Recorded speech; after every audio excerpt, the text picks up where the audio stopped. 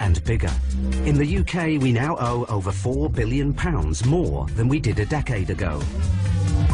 And with debt rising, collecting and repossessing our assets has become a booming business. One of the most frequently seized items is our cars.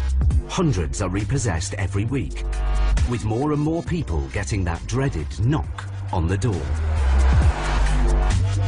Mike Allenby and Terry Jones work for Nemesis, a car repossession company covering the northwest of England. Mike, a former private detective, has been doing car repossessions for some time, but Terry is new to the game. Right, Renault Clio Dynamic. Today, they're on their way to Liverpool to repossess a vehicle on a tough estate in Merseyside. God, this is a place, isn't it? Oh, it's proper around here, mate. Proper. Hired by private finance companies, they are paid by results. This one? Yeah, but it's a Copy, isn't it? Yeah. The more cars they recover, the more money they make. Excellent. A good month can net them over 100 motors. We've got the car here, we're clamping it now. The owner owes several £100s on a loan he's taken out against the value of the car. Short-term schemes like these provide quick access to cash with no credit checks, but often come with huge interest rates. Got it. Some as high as 400%. And when you can't pay, Mike and Terry get the call.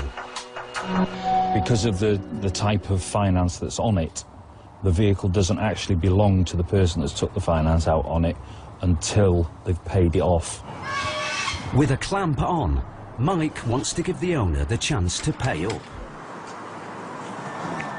When you knock on the door, your face is the first real face that these people have seen. So everything else has been conducted via letters or telephone calls, so they usually tend to vent their spleen at you at the door. Can hear a dog. Hear a dog, yeah. Whether the owner's home or not, they can still take the car, as long as the finance company have given the go-ahead. Got a mobile number, so give him a ring. Mike and Terry have no idea how many letters or phone calls the car owner has received, chasing up the bad debt. They're only here for one thing, and that's the car. We're repossession agents and we're currently outside your property. We have your vehicle on clamp. I wondered if you could give us a call back, please. We can wait half an hour and then we'll have to remove the vehicle. Okay, cheers. Thank you.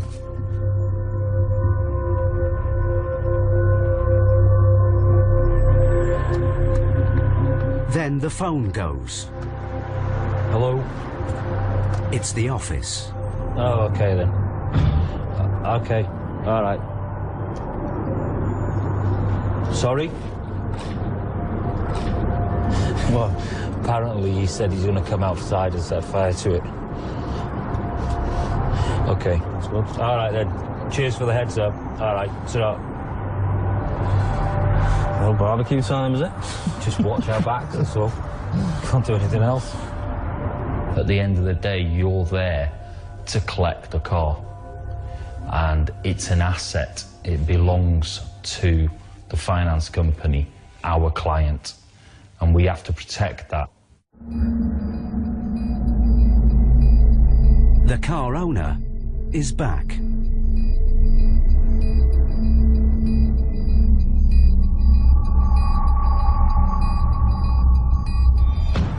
What are you filming for? Take the cameras and fuck off. What are you can't, I'm not giving you permission to film, so fuck off. Or I'll write that and I'll smash it all over the street. Fuck off. Excuse me. Don't speak to me like you're some sort of dickhead, because I'll take your head off. Cheeky. I'll smash that car up right in front of everybody. Fuck it off or I'll kill you. There's quite often threats are made in that manner, be whatever it is. We've threatened to throw bricks out the window at us, things, all kinds of stuff like that. And you can find yourself just laughing it off, really. But it can turn out that they will do what they're threatening to do.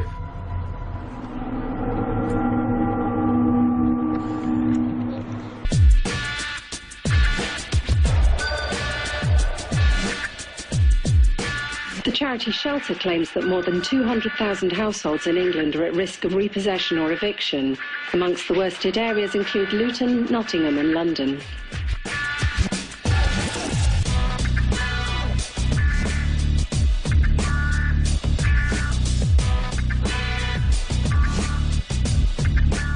Paul Bowhill and Steve Pinner are High Court enforcement officers. Commonly known as sheriffs, they spend their time chasing debts from those who can't pay and those who won't pay. Are we the only sheriffs out there doing anything? No, perhaps we're doing too much. Working under the authority of the High Court, they're the officers people turn to when all other avenues have failed. They have the power to seize your possessions to cover your debts and evict you from your home if you've fallen behind with your payments. How far? 1 minute. 1 minute. Today, the team are en route to Hertfordshire with a repossession order to evict a man from his home of 19 years. The debt has risen from £5,000 to almost £30,000 in the space of 3 years, with the addition of fees and costs. That looks like somebody standing outside in the cold, waiting for us. Paul and Steve are being met at the house by a representative of the official receiver. Is there anybody in, do you know, or is it? I've been here for an hour and there's been no movement and no lights. OK. So I don't think there is. The homeowner was made bankrupt 3 years ago after failing to pay a bill for the Inland Revenue.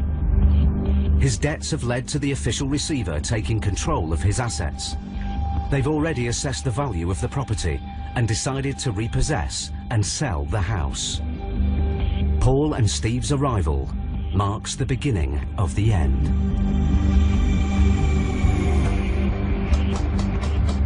The debtor and his wife will be made homeless.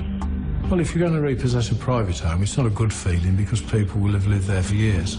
On a scale of like 1 to 10, how good you feel about it, it's got to be 0. The back door into the conservatory is open.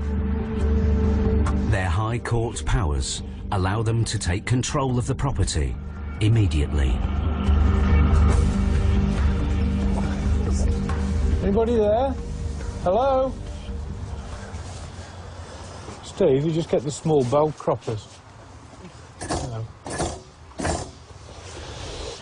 Well, there's nobody in. The house is obviously occupied. The court order came out from the county court 3 weeks ago, so it's not as if they haven't had plenty of warning. The 13th of August was the date of the judgment, so they're just still sitting here. With no one at home, the sheriffs are breaking in. Locksmith time? Yeah. The techniques for getting through a locked door, our first choice is always to talk people into opening the door. If that fails, we carry a complete range of kit in the van that we can make entry with, so starting from crowbars from sort of 8 inches to 4 feet, electric tools, drills and so on. In seconds, they enter the house.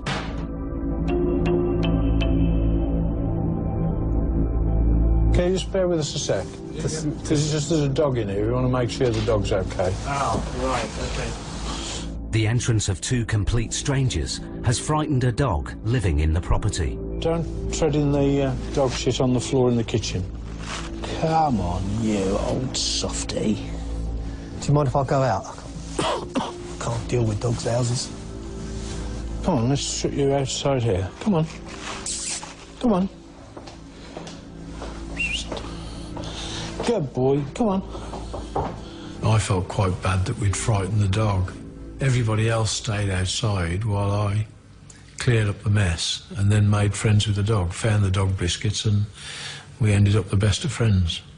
I brought you 2 in case you want a double rat, you know, for extra. How do they do it?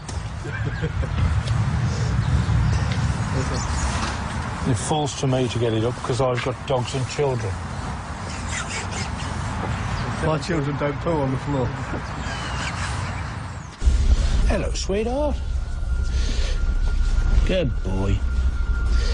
15 minutes after the sheriff's arrival, the man they're going to evict finally arrives home. Get out. Get out. Go, get out. Get out. OK. No, I walked in, nobody said fuck on to me. Yeah? We would have spoken to you on your way in, sir, if you'd have asked us. We didn't know who you were. You are the owner of the... You are a resident of the property, are you? I am. OK. We're here today to repossess the property. Stay out there, please. No. You're supposed to be invited in, not breaking. We have a warrant that allows us to break in.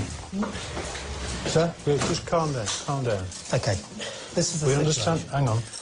We understand that this is a disaster and it's a surprise to you. Trust that we will deal with it as nicely as we can. The homeowner, Neil, works as a taxi driver. He's lived here with his wife for 19 years. But his £30,000 debt is about to bring that to an abrupt end.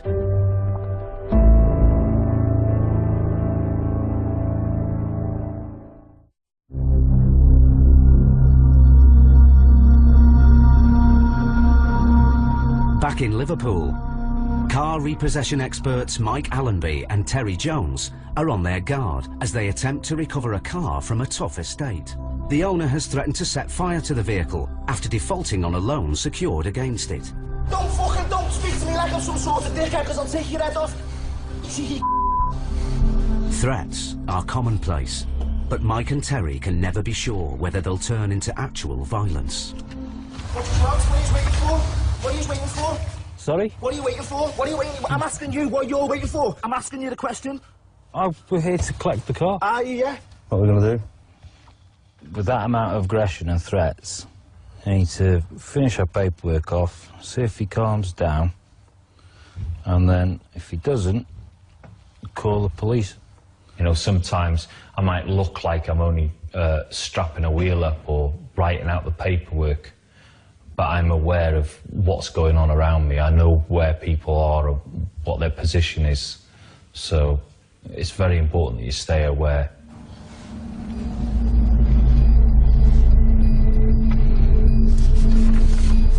Just keep your eye on him.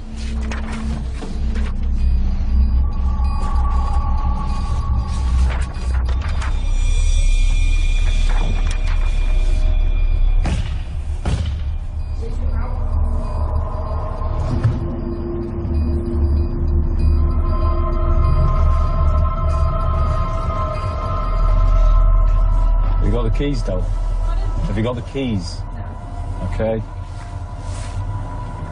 Let me know if he's locking it again.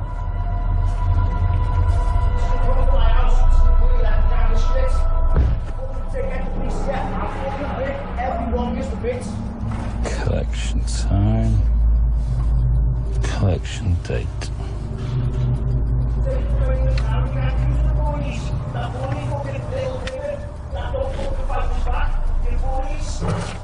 You a bully? Not last time I checked. No, me neither. With the car now damaged, Mike calls the office. Hey, Glenn. Yeah, the guy's just turned up, put a crowbar through the windscreen, threatened everybody. Just... Well, he's got in a car now. Do you want us to... We have to ring the police. OK, cheers. All right, short. Glenn says you have to report it, because he says it's criminal damage. You know, I've had people taking swings at me, I've had all sorts of things, I'm threatening to smash my head in with a hammer, all sorts of different things. But just because they react with violence doesn't mean I have to. A short while later, the police arrive. The loan secured against the car means the vehicle belongs to the finance company rather than the owner. He's now smashed up their property and not his own. So what he's done is he's secured a loan against the car and he hasn't paid a penny for it. Do you want a copy of that? It's all there that you need, love. As Mike and Terry start loading up, the car owner returns. I don't want to have my easy laundry here all over the street. I'm sorry, but I live here.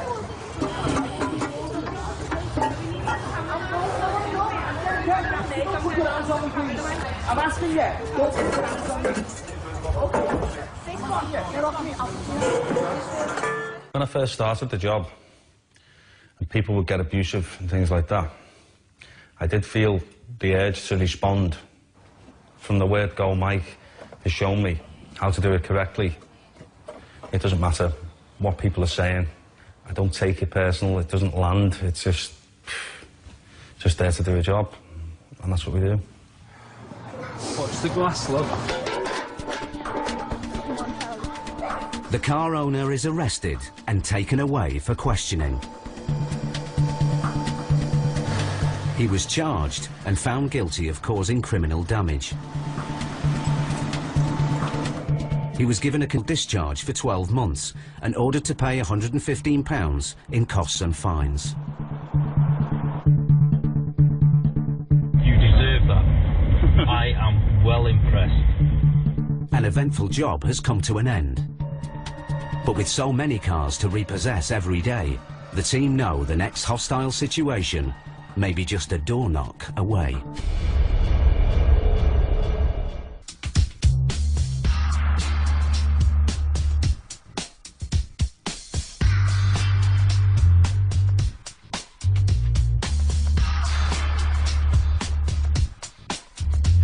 High Court enforcement officers Paul Bowhill and Steve Pinner are in Hertfordshire. They're carrying out a repossession order to evict a man from his home of 19 years. Go, get out! Get out! No, I walked in, nobody said fuck on to me. We would have spoken to you on your way in, sir, if you'd have asked us. We didn't know you were. You are the owner of the... You are a resident of the property, are you? I am. Neil, a taxi driver, was made bankrupt by the Inland Revenue. He's accumulated debts of almost £30,000. He didn't know that High Court enforcement officers were coming today, but now both he and his wife will be made homeless. The Inland Revenue is not the only people I owe money to. Yeah, I've got all the other bills that I have to contend with, like credit cards and all that, which sort of helped me out, but I'm maxed out, so I'm paying them off as well. As a bankrupt, Neil's assets are under the control of the official receiver. They've decided his house must be sold to cover his debts. It's up to Paul and Steve to bring about a swift eviction. I'm not moving from this house. I'm not moving, no. I understand all it's a shock to you, and if I have to, I will call the police and you'll be thrown out into the street. But I don't want to do that. I'm just giving you the extreme view. It's less than an hour since the eviction began. Outside, the official receiver's representative is waiting for an update. That's okay, because what they're saying is they know nothing about this. It's all, you know, haven't got the paperwork, never received the judgment, tried to contact trustee and/or they've got an insolvency advisor who's been sorting all this out for them, all of which, of course, is water under the bridge as far as we're concerned, because we're here to repossess it. Right. So we, just as a normal practice, allow 2 hours to let them get into gear, calm down, pack their stuff, collect up the pets and make arrangements to go. If I'm not back out in half an hour, send in the attack dogs. They have been given a long time before this actually occurs, frequently anything between 1 and 3 years. So, you know, people say to me, do I like my job? And I said, well, it's a job that's got to be done. And in most circumstances, they have been given ample opportunity to do something about it. Frequently, people just don't respond to communications from the trustee or the liquidator, whichever. The eviction can't be ignored any longer. OK, but we still come back to the fact that you're going to have to leave today. Well, I will leave sometime today. No, I'm afraid... I've got till midnight.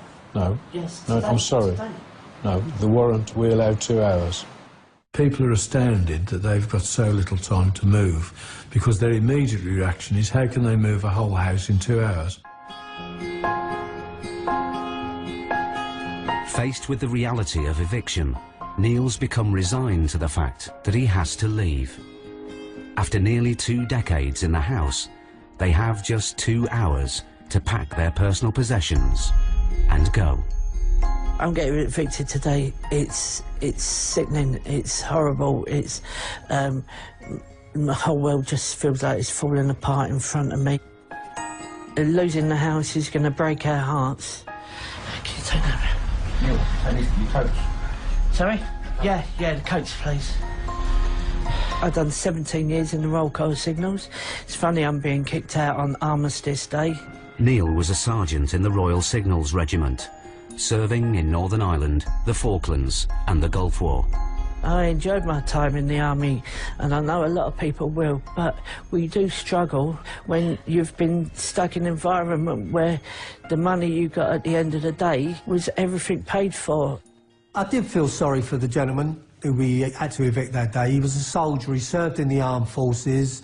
He'd done, technically, his bit for the country, and this is how he got treated. I understand these people have got a job to do, but to actually kick somebody out of a house... Neil and his wife own a joint 30% share of their home. They pay rents for the other 70%, which is owned by a housing association. Yeah. They have kept up with their payments and have no arrears at all. It's his other debts that are making them homeless.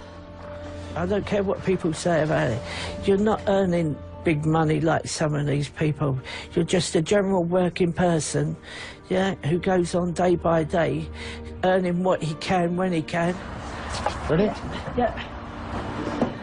I'm sorry it's come to this point, and I'm more sorry for my wife. This is what I've gone from running marathons to just 10 yards up the garden and 10 yards back down, carrying an empty freezer. This is the state of my health. I was diagnosed with pneumonia 5 years ago, and I haven't been working that much since. So money was tight anyway, so all my savings went on that.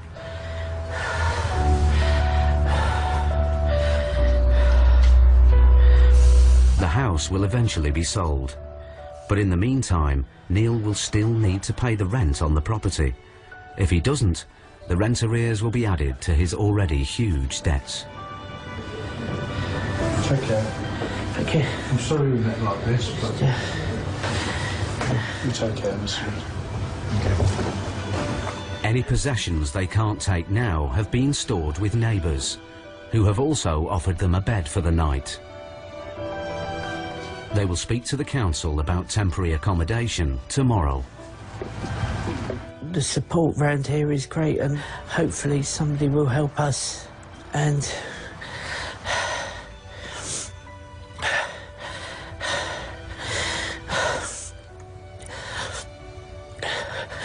just anybody tells you you're hard in the army is true, but you still got your emotions to hit you at some point. And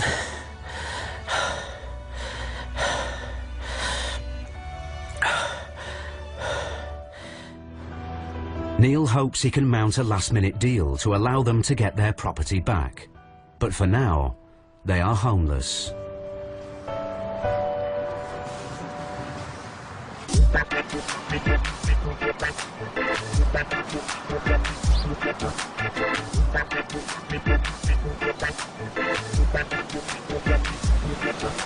There are 28 million cars in the UK, and many of them are bought using finance. So for repossession specialists like Mike and Terry, there's always a steady flow of vehicles that could soon be hooked up to their recovery van.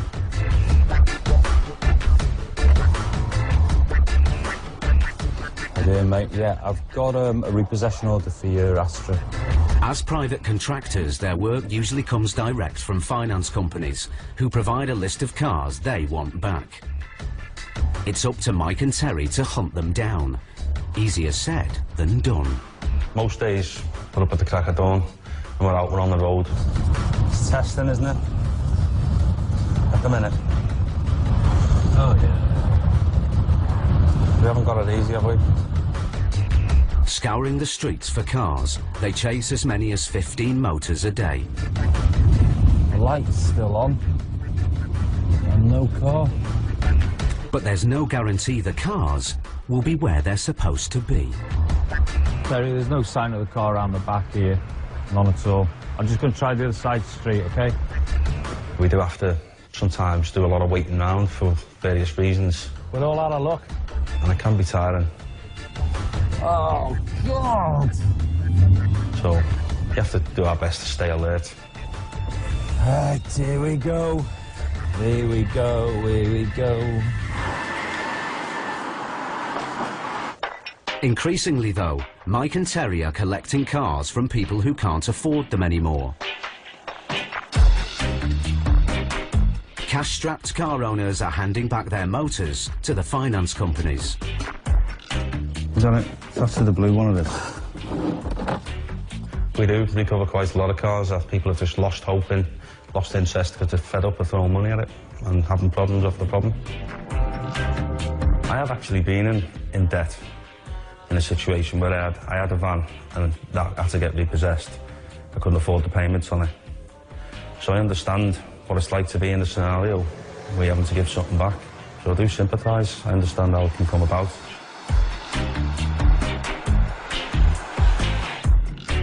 Today they're driving to pick up a car from Liam, a Liverpudlian who wants out of his finance agreement on his Vauxhall Corsa.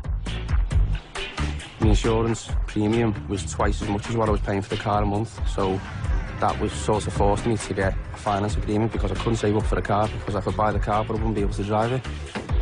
For Mike and Terry, jobs like this are the best type of payday. No threats and no violence. Just turn up, take the car and leave with a smile. When we go to do a job, our first priority is trying to help that person as much as we can, and that's what we genuinely do at every job. So if we can leave a job knowing that we've helped, we've done our best to help that person, then we leave the job happy.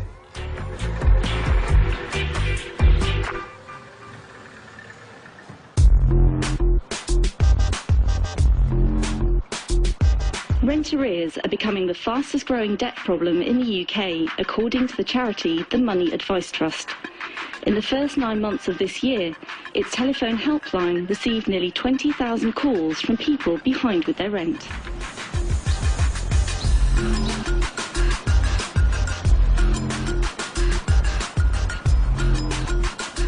In the southeast, High Court enforcement officers Paul Bowhill and Steve Pinner are en route to a repossession job just outside London. Before they arrive, they always suit up in protective vests. In July, a housing association bailiff and a housing manager were both shot by somebody in Brixton, just out of the blue. Fortunately, they lived. The bloke was sectioned under the Mental Health Act. So the very next day, I went out and bought the stab vests. These are ballistic vests, in fact, so if somebody does decide to shoot them, or shoot at us, I'll know whether they actually work or not the day after. It's not really a laughing matter, though, is it, when you think about it? It could actually come to that. I mean, nobody wants to see us, do they? If the police go somewhere, at least probably 60% of the people they meet are happy to see them. There's nobody happy to see us. Today, they're carrying out a High Court eviction on a family who owe £736 in rent. It may sound like a tiny amount, but as Paul and Steve know, sometimes the smallest debts cause the biggest problems. Or 53A. It's a corner property. Right. I looked on the map. The landlord asked the family to leave 16 months ago when their lease expired, but they have stayed put. Where the garages are, they built another house in the background. Oh, right. Now sitting tenants, they have ignored all attempts to remove them, including county court orders. There, with the gates.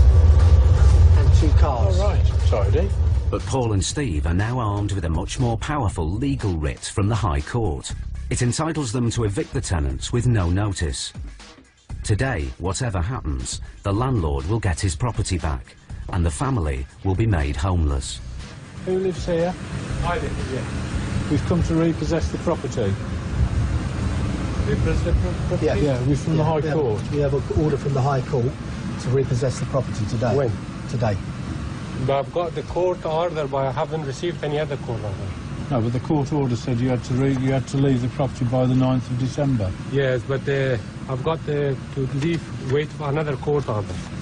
Well, this one came out the day. This came out on Friday, the 13th, from the High Court. Nothing has come to me. It doesn't. No, we're here. That's what we've come for. I haven't received any No, letter. Listen carefully. This is the court order which was issued on Friday, and I have a copy for you anyway. But the order is immediate. We repossess the property today. No, I haven't heard anything from the High Court. No, we're here to tell you. Okay, but you're telling me straight away? Yes. That's right. No, straight away you're telling me. I have to have... No, you don't. Not from the I High have to Court. have a time to just come out. No, you don't.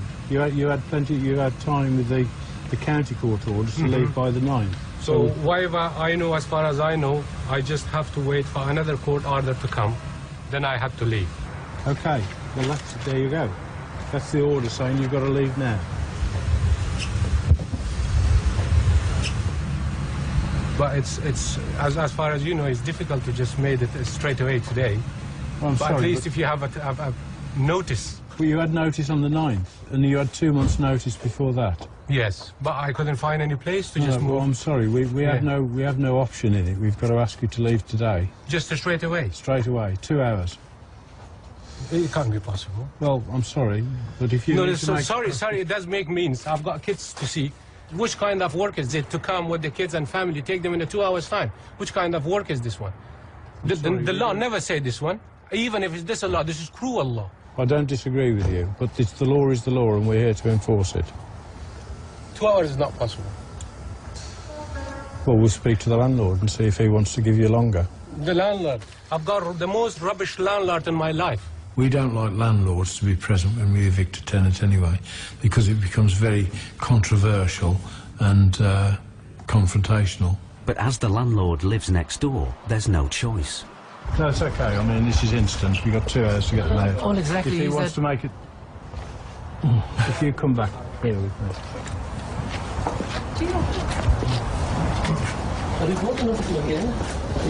Shut up!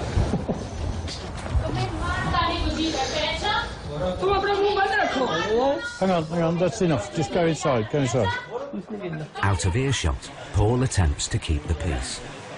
People explode like this. Oh, yeah. We give them time to cool down. Exactly. If he wants to call the police, we don't have a problem with that. If the police come, they take instructions from us in these circumstances. It assists matters, hopefully. We do 10 of these every week. Brilliant. We don't have a problem with any of it. We don't raise our voice. No, there's no point. As you can see, I've had plenty of that over the last, 18 months, That's 22 okay. months I've asked them to leave. The landlord initially offered them a 6-month lease. We were on friendly terms. We used to go over there, they used to come over here, children were playing about together. We had no issues. But obviously, as the time went by, when the 6 months expired, I asked them to move out, and they just said, well, we can't find anywhere to go yet, but we will go very soon. Next door, Enforcement Officer Steve is talking the tenants through their dwindling options. The council told us you wait for another court order, and that's why we picked the all stuff. Yeah, we look everything. Yeah, no, I can see. Yeah. I can see, yeah. But we are not happy living in this property with this rubbish man and rubbish woman. I explained to you, we don't know you, we don't know him. All we get is this. Yes, so I know. we don't know any of the background at all. The only thing you can do is get some stuff together for a couple of days until you can arrange to take the rest of the stuff. For a couple of days. Where we go? I don't know.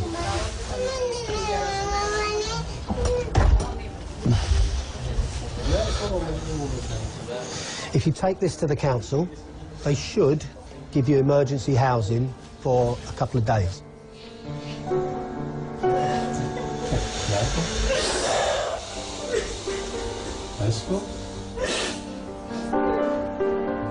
I understand it's upsetting. I really do. Yes, I fully understand and I accept that it's not easy. And my 2 kids is in school. And Yeah. now the school time is coming up. Yeah.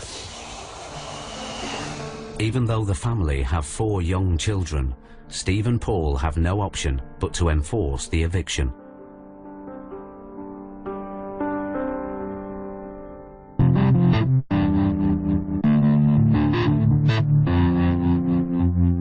Slough, just outside London. High Court enforcement officers Paul Bohill and Steve Pinner are evicting a family from their rented home. Hang on, that's enough. Despite being asked to leave over 16 months ago and a county court order evicting them, they are still living at the property. They owe £736 in rent arrears. I understand it's upsetting. I really do. Yes, I fully understand and I accept that. The locks are being changed and the tenants have been given 2 hours to gather their personal possessions. There you go. It's a criminal offence to re-enter it. Contact me if there's a problem. Won't be a problem. I had a little bit of legal advice from a very good organisation who also kindly informed me that if I do go to the local bailiff's office, which the court has authorised me with the court order, it could take a good 6 to 8 weeks even. The route of the High Court enforcement officer is much quicker, much more costly, but they get the job done. But there's a problem. Despite being close to Paul's deadline, the tenants have made a decision. Instead of just taking a few belongings for a couple of nights, they've decided to empty the house of all their possessions. Sofa's coming out now, so I'm getting out of the way. They're just taking the mickey now. We gave them 2 hours, they've now stretched it to 3 and they now want 4. Not acceptable. Will you need to come back again? I'm trying to not come back again. I'm trying to just take it out everything. The longest we can stretch this to today is till 2 o'clock. I'm just trying now. That's giving you an extra hour. Please, yeah.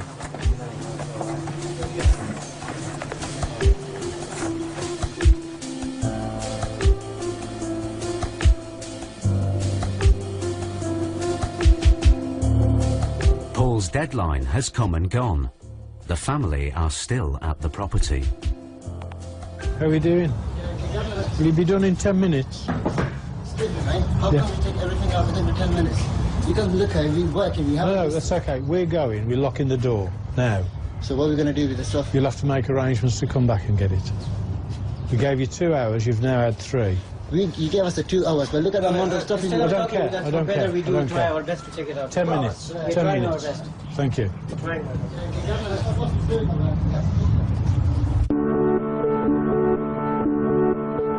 It's almost 4 hours since the sheriffs arrived on the scene, and finally the tenants have gone. All done? Finish? Okay. Good luck. Okay. Be safe. Bye. After months of legal wrangling, the property is empty.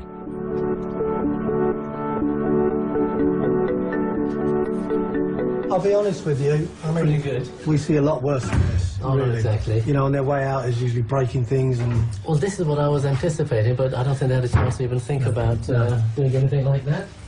They only had this for about 24 to 26 months, and you can see the state of it. It was impeccable when we gave it to them, and I was probably going to need a good few thousand spent on it to bring it back into a decent livable condition again.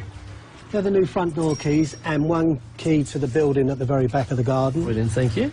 Sorry it took a little bit longer than usual, but, But it's better to get over it done in one go, isn't it? Yeah. That. Thank you. Good luck. It's worthwhile. Thanks care. a lot. Bye-bye. Take care. It's taken the power of a High Court writ and extensive negotiations to evict the tenants. But Paul and Steve's job is now complete. every day is a different day.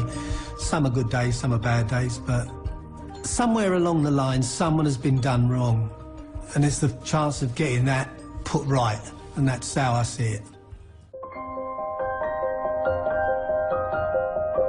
It's almost 1 month since taxi driver Neil and his wife were evicted from their home in Hertfordshire. He is still working hard to make ends meet. After visiting the local council, the couple moved into a small temporary bedsit, just a few miles from where they used to live. This is the sitting room come bedroom. Yeah, this is the hotel room, as I come to call it, because if you go in any hotel, it doesn't look any different. You put dinner on the table and that's full, you sit down on the settee, that's full. It's very snug for 2 people. My partner's reaction was absolutely... She went spare at me, to say the least, yeah. Crying, angry, ready to kill me. even now, sort of 4 weeks down the line, we're still very close to separating. He's also had to say goodbye to his beloved dog. We're not allowed any pets in the place here, so they are with friends, and we try and get to see them as much as we can. Our pets are our family. Sorry, but if I can't have kids, then I've got to have pets. In a way, I can't wait to get out. We're always treading on each other's toes, yeah, because we're so used to having so much open space to walk round. And I get up for work at 3 o'clock in the morning, trying to keep quiet because somebody's asleep next to you. It was easy in the house before because we had another room where I could do all that without disturbing anybody. In addition to the rent he has to pay for the bedsit, Neil is paying over £700 a month on the property from which he was evicted. He will keep on paying until a buyer is found. Me and my wife own 30% of the house outright. Yeah, there's no mortgage payments. We pay rent for the other 70%. We're still paying that rent. It's like paying for 2 residents, yeah? I wish I was that rich that I could afford to run 2 residents. Neil's wish is to get his home back, and he's prepared to do all he can to make it happen. I've had to take on extra hours at work. It's paid its toll. I've been ill for the last week. I've been off struggling. I'm just knocking myself out working, and I'm sort of so tired that there is nothing else now but sort of working and doing that, yeah.